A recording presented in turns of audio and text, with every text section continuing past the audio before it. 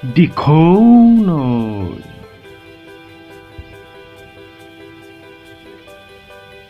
ঐ দিখৌ নৈ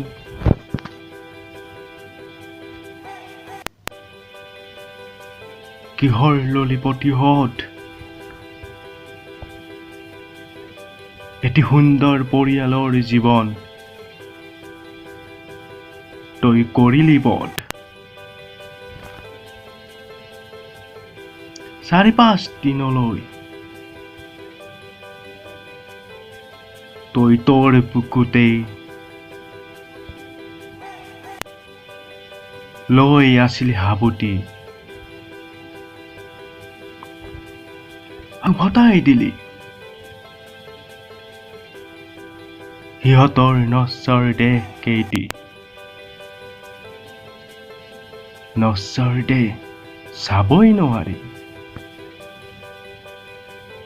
চালে চকু আহে পৰি মিনতি কৰিছোঁ ঐ দিখৌ নৈ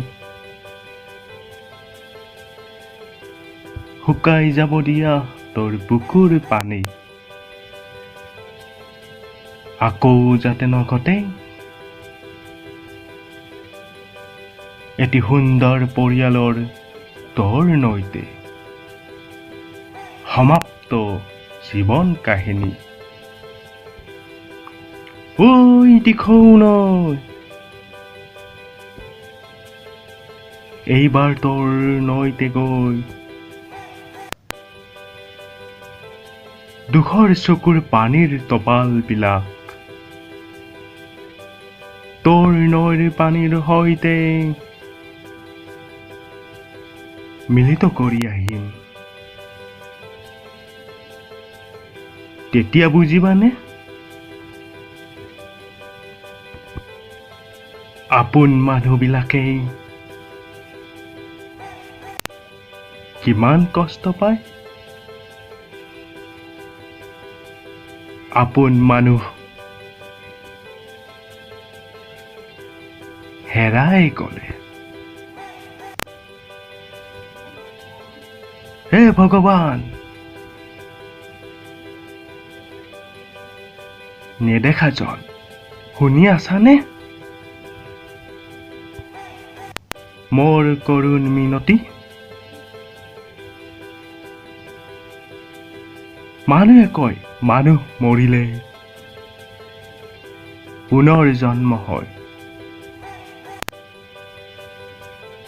যদি এয়া সত্য তেন্তে উভতাই দিয়া আকৌ পুনৰ জনমত হৰেণ বৰাৰ পৰিয়ালটিক ওপৰহালিৰ বাসিন্দা কৰি